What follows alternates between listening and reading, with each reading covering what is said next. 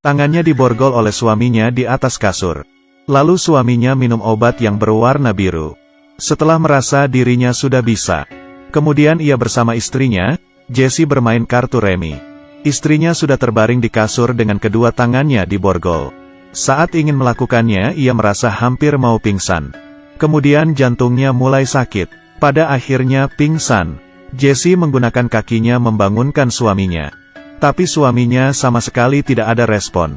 Kemudian tergulir jatuh dari ranjang. Dia mengira itu adalah akting dari suaminya.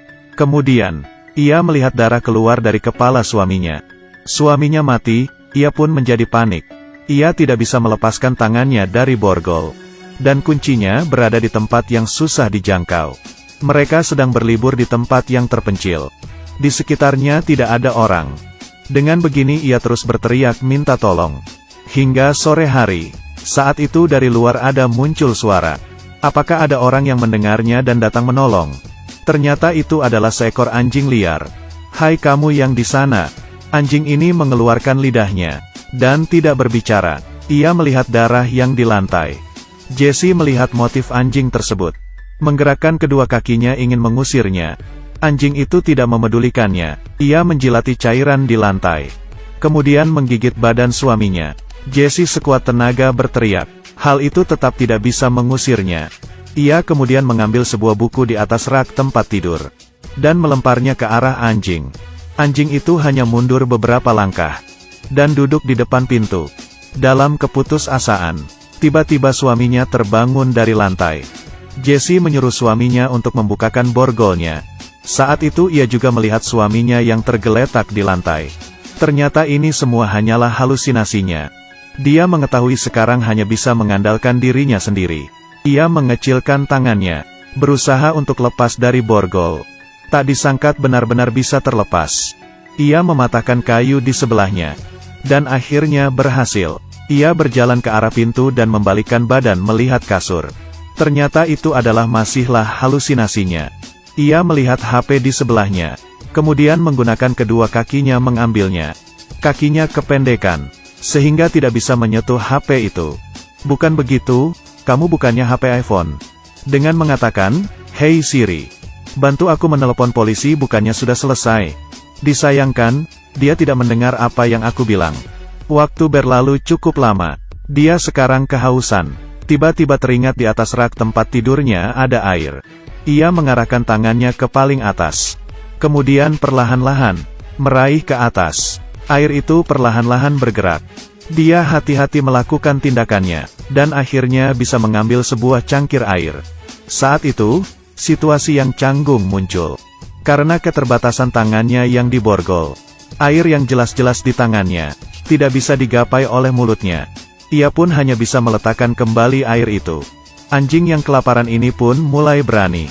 Ia langsung berjalan ke arah suaminya. Dia harus mencari cara untuk melepaskan tangannya dari borgol.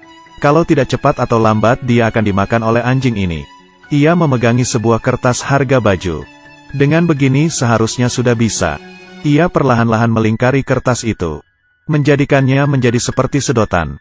Kemudian mengambil lagi air itu. Dan akhirnya ia bisa minum.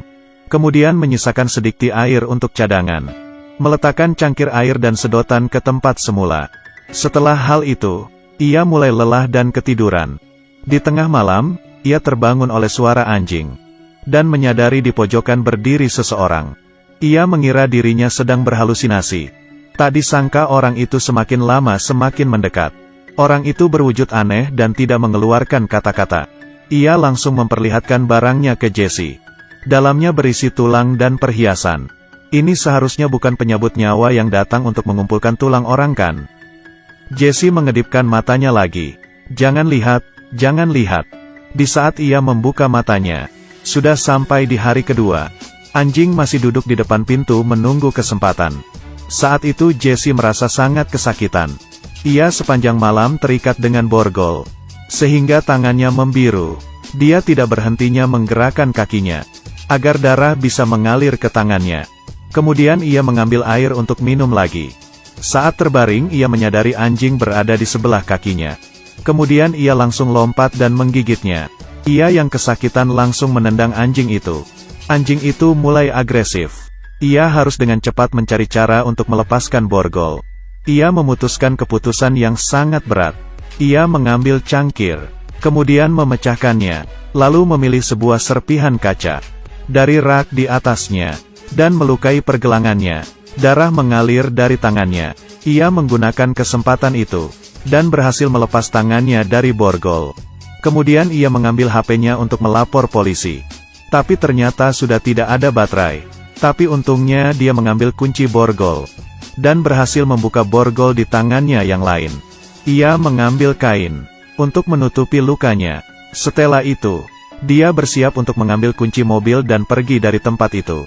Tapi baru berjalan 2 langkah, ia pun pingsan. Tidak lama kemudian, dia terbangun karena kesakitan. Anjing sedang menggigitnya. Setelah mengusir anjing itu, ia mengambil kunci mobil dan pergi. Di lorong muncul pria yang aneh. Kebiasaan orang ini adalah mengambil barang berharga orang lain. Kemudian, Jesse memberikan cincin pernikahannya kepadanya.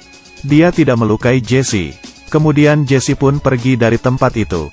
Di perjalanan, karena stamina tubuhnya yang tidak stabil, ia menabrak pohon. Suara benturan besar itu mengundang perhatian orang yang lewat. Akhirnya ia pun tertolong. Setelah melihat film ini, membuatku kaget langsung meneriak, "Hey Siri!" Setelah mendengar suaranya baru terasa aman.